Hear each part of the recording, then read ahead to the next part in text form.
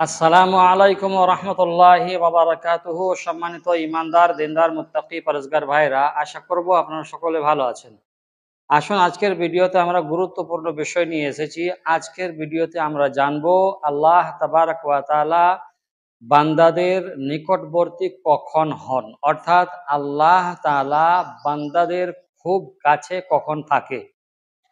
সম্মানিত দর্শক, আমরা বলবো যে আমরা মুমিন হিসাবে আল্লাহ তাবারাক ওয়া তাআলা আমাদেরকে যে ওয়াদা করেন বা করেছেন, সেই ওয়াদা মুমিনদের উপরে আল্লাহ তাআলা পূরণ করেন, সেই ওয়াদার কখনো খেলাফি করেননি। কোরআনে কারীমে আল্লাহ তাবারাক ওয়া তাআলা বলেন, বিসমিল্লাহির রহমানির রহিম, ইন্নাল্লাহা লা ইউখলিফুল মিআদ। আল্লাহ তাবারক ওয়া তাআলার পক্ষ থেকে যে ওয়াদা করা হয়, আল্লাহ তাআলা তার বান্দা বান্দীদের সাথে যে ওয়াদা করে, সেই ওয়াদার খেলাফ কখনো করেননি। সেই ওয়াদা সর্বসময় সর্বকালে পূরণ করে থাকে। তো আল্লাহ তাবারক ওয়া তাআলা মুমিনদের সাথে ওয়াদা করেন এবং সেই ওয়াদা পূরণ করেন।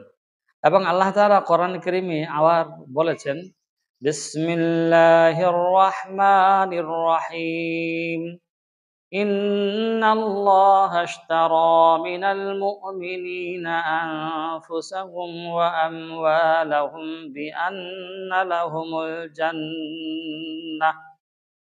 আল্লাহ তাবারাক ওয়া তাআলা তার বান্দা বান্দীদের কাছ থেকে জান্নাতের বিনিময়ে তাদের জান মাল কিনে নিয়েছেন।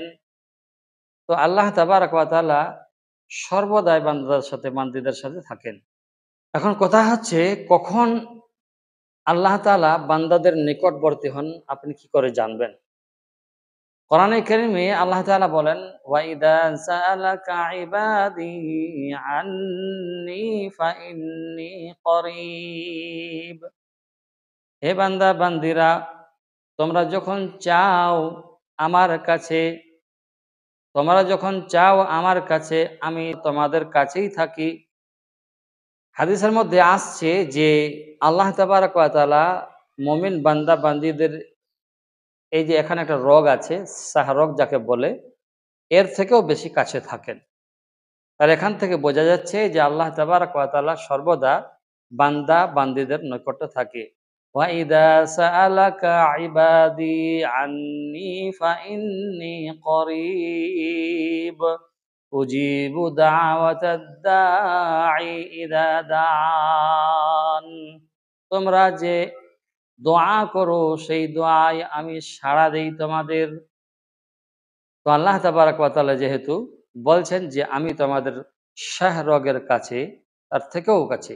আবার আল্লাহ তাআলা বলেছেন, ওয়া নাহনু আকরাবু ইলাইহি মিন হাবলিল ওয়ারিদ। আবার আল্লাহ তাবারাক ওয়া তাআলা কোরআনে কারীমে বলেছেন, বিসমিল্লাহির রহমানির রহিম, ওয়াসজুদ ওয়াকতারিব। ৩০ পারার মধ্যে এটা রয়েছে।